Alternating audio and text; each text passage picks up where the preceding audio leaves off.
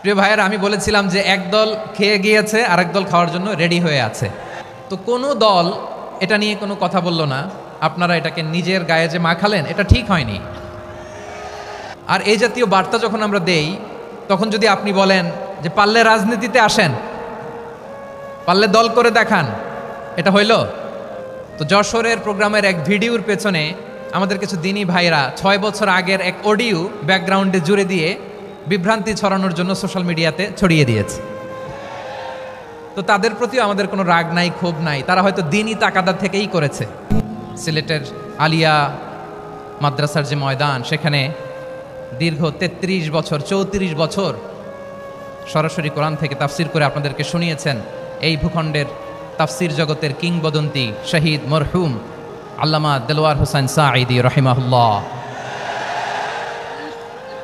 আমরা আমাদের আল্লামার জন্য দোয়া করি, আল্লাহ তাআলা মরহুম আল্লামা দেলোয়ার হোসেন সাঈদী রাহিমাহুল্লাহর জীবনের সকল খেদমাগুলোকে আল্লাহ তাআলা কবুল করে নিক।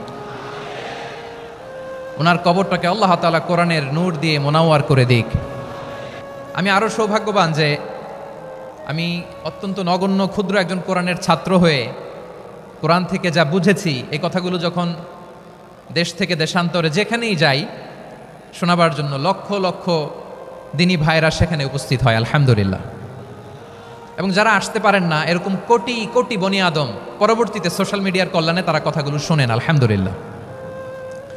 আবার এমনও অনেক আছে যারা আমাদেরকে পছন্দ করেন না, তারাও ডায়েরি খাতা কলম নিয়ে, মোবাইল নিয়ে, ল্যাপটপ খুলে আমাদের আলোচনা শোনেন।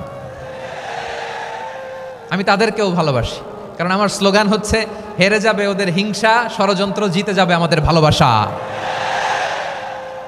যারা আমাদের বিরোধিতা করে, আমাদের ব্যাপারে ঘৃণা ছড়ায়, তাদের জন্য আমাদের বুক ভরা দরদ আর ভালোবাসা আছে না নাই? কারণ ভালোবাসা দিয়ে যা জয় করা যায়, কঠোরতা দিয়ে তা পারা যায় না। আই হেট পলিটিক্স একটা জেনারেশন আছে, এই বেশিরভাগ জেনজি অফ সিলেট, এরা আই হেট পলিটিক্স জেনারেশন। এরা পলিটিক্সকে পছন্দ করে না। তো কেন করে না, এর দায়ভার আমাদের আছে না নাই? আছে। এবং আমরা দেখেছি ক্ষমতার পালাবদল যখন হয়, এক সরকার যায় আরেক সরকার আসে, তখন দুর্নীতির ফিরিস্তি আমরা জানতে পারি, এর আগে জানতে পারি না। প্রতিটা দলের ভেতরেই আমরা এই বাজে চর্চাটা দেখেছি। সো এখন আমাদেরকে শুধরে নেওয়ার সময় এসেছে। এটা এই সুন্দর সময়, নতুন প্রভাতের বাংলাদেশ, নতুন ভোরের বাংলাদেশ, এই সময় আমরা কাদা ছোড়াছড়ি যেন না করি। আমাদের শপথ নেওয়ার সময় এসেছে। প্রতিটি দল, নিবন্ধিত 48টি, সবগুলো দলের এখন শপথ নেওয়া উচিত যে আমরা কোনোদিন আর চাঁদাবাজি করব না, টেন্ডারবাজি করব না, দখলবাজি করব না। আমরা সবসময় দেশের পক্ষে থাকব, সবসময় দেশের পক্ষে থাকব। সেই কথাগুলো ছিল ভেরি জেনারেল।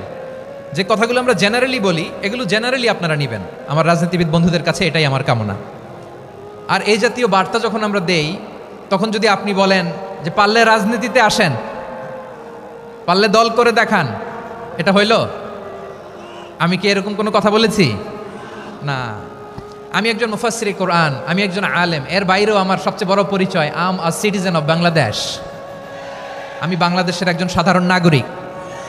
আমার দেশের যে কোনো সমস্যা, যে কোনো ইনকনসিস্টেন্সি, অসঙ্গতি নিয়ে মত প্রকাশের স্বাধীনতা আমার আছে না নাই? আপনারাই তো বাক স্বাধীনতার কথা বলেন, ফ্রিডম অফ স্পিচের কথা বলেন, বাক স্বাধীনতার কথা বলেন। আপনারাই যদি আবার কোনো মন্তব্যের কারণে বলেন যে রাজনীতির মাঠে আসেন, দল করেন, দেখি কতটুকু পারেন, এটা ঠিক হবে না। তাই প্রিয় ভাইয়েরা, আসুন আমরা দল মত নির্বিশেষে কাঁধে কাঁধ মিলিয়ে সোনার বাংলাদেশ গড়ি, দুর্নীতিমুক্ত বাংলাদেশ গড়ি, যে বাংলাদেশের জন্য রক্ত দিয়েছে আবু সাঈদ, যে নতুন ভোরের বাংলাদেশের জন্য রক্ত দিয়েছে মুগ্ধরা, যে নতুন বাংলাদেশের জন্য রক্ত ঝরিয়েছে 24-এর যে গণ অভ্যুত্থানের প্রত্যেকটি শহীদার। আওয়াজ করে বলেন ঠিক কিনা? আল্লাহ তাআলা আমার দেশকে তুমি নিরাপদ করো, শান্তিময় করো। আমরা যেন স্বাধীন সার্বভৌম বাংলাদেশে মাথা উঁচু করে বিশ্ব দরবারে দাঁড়াতে পারি। আল্লাহ তুমি তৌফিক দান করো। আওয়াজ করে সবাই পড়ে আমিন।